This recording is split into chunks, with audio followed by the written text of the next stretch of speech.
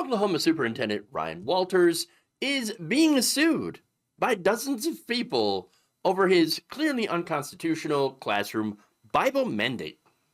Local news station KOCO reports that 32 state residents, including teachers, parents, even faith leaders, are asking Oklahoma State Supreme Court to block the Walters initiative, which it describes as an extremist agenda that imposes his personal religious beliefs on other people's children. Hey, whatever happened to leave the children alone? Conservatives seem to love yelling that when it comes to teaching about trans people, the fact that they exist, gay people, the fact that they exist, and yet they seem to want to, I don't know, get your children to read the Bible. Rather strange.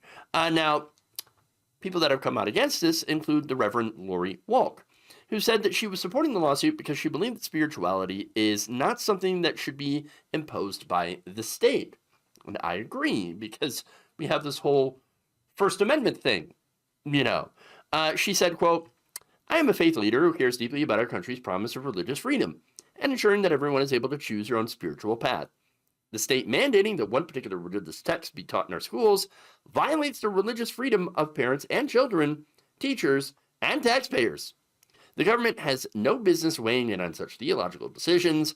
I'm proud to join this lawsuit because I believe Superintendent Walters' plan to use taxpayer money to buy Bibles and to force public schools to teach from them is illegal and unconstitutional." 100%. You know what? It's good to see people of faith finally start to stand up against the grifters.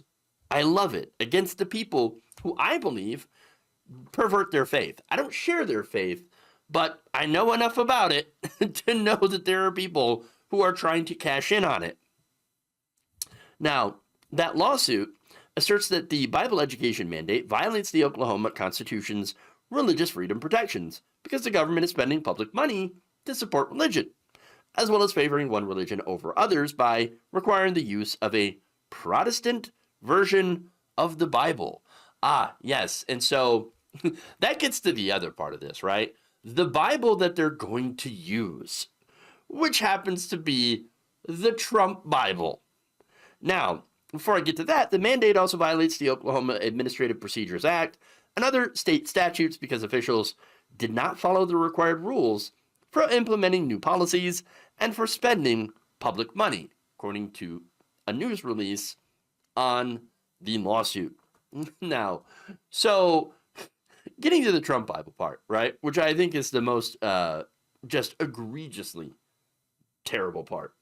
The requirements that Walters laid out for which Bible to use, pretty much every Bible out there in existence, save for one, would be excluded.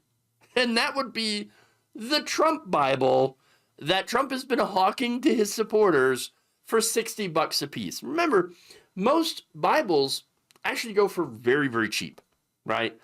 So like $5 tops, okay? And yet the Trump Bible, $60, and an autographed Trump Bible, $1,000. And so Walter's plan is basically to spend $3 million in state taxpayer funding to buy these Bibles. A percentage of which, of course, goes right into Donald Trump's pockets. I mean, would you think that it wouldn't? I mean, it's the Trump Bible. I'm just saying, like, there's the branding and the licensing and all that, and Trump out there, hawking it to people. I mean, look at that goofy ass smile. Oh yeah, buy it so I can get some money. I got legal bills to pay. It couldn't be more of a transparent grift. Which, if you actually believe in Christianity, I don't, but if you do, you would find offensive because it's deeply unchristian. That said, this is 100% on par for the current religious right, okay? And they have taken and monetized and twisted their religion into basically a money-making scheme for their own ends, okay? remember, these are the prosperity gospel people, right? And they're out there like, oh, yeah, no, I'm rich because God loves me. He wants me to be rich. Oh, okay. So send me all your money, and I will bestow upon you God's favor. Wait, what does God need with money? I mean, God doesn't need the money, but you do. So you could buy like a private jet so you don't have to, ride in a metal tube with a bunch of demons. Kenneth Copeland style, no, I can't have that. Oh, I can't ride. I can't ride in a metal tube filled with demons. Can't let that happen. No. So, no, I need a private jet, so you need to give me money for that. How about not? Okay. Look, I don't know how some people are not able to see that, to see through this transparent grift, but thankfully, there are the people that are suing, which do. Okay. And it's a wide group of people, by the way. According to the news release, the plaintiffs come from a variety of faith traditions, including Baptist, Catholic, Presbyterian, in the United Church of Christ. Some identify as atheists, agnostic, or non-religious. Some are indigenous. Some have family situations, for example, have LGBTQ members or children with special needs. And yeah, they're all concerned over this. A lot of it has to do with, hey, you're going to be teaching the Bible in public school, and there's some concern here constitutionally. There's also socially, right, when it comes to bullying, because if you are not a Christian in this school, or not that particular brand of Christianity in school, then what's going to happen, right? If you don't subscribe 100% to the beliefs that are being taught from that Bible, even if you're 90% or 95% with it, different denomination, suddenly you're the outcast. So that's a problem, right?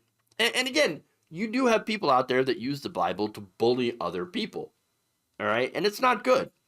And they also, by the way, use it to ignore poor people, unhoused, and other people who don't quite otherwise fit in with what they consider to be godly, okay, biblical, normal, whatever, right? Which is funny because Jesus himself, not exactly the norm. The guy hung around with 12 dudes. Just saying. And apparently never got married, that we know of. Just saying, hung out with the outcasts, the prostitutes. The guy would go around and give people free healthcare. Okay, heal the lepers. But wait, they don't have a copay or a deductible. What's going on here? You can't do that. I just did.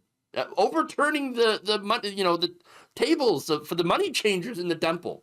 Okay, I'm just saying, it's really ironic how much the right wing has perverted religion to their own advantages, to their own personal advantages.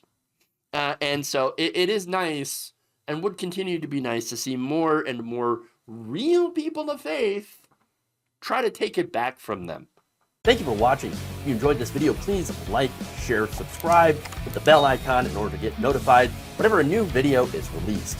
And if you want to support independent, progressive media through this difficult time where it seems like everybody is shutting down, you can become a member on our YouTube page, you can become a subscriber on Facebook, or you can go to my Patreon.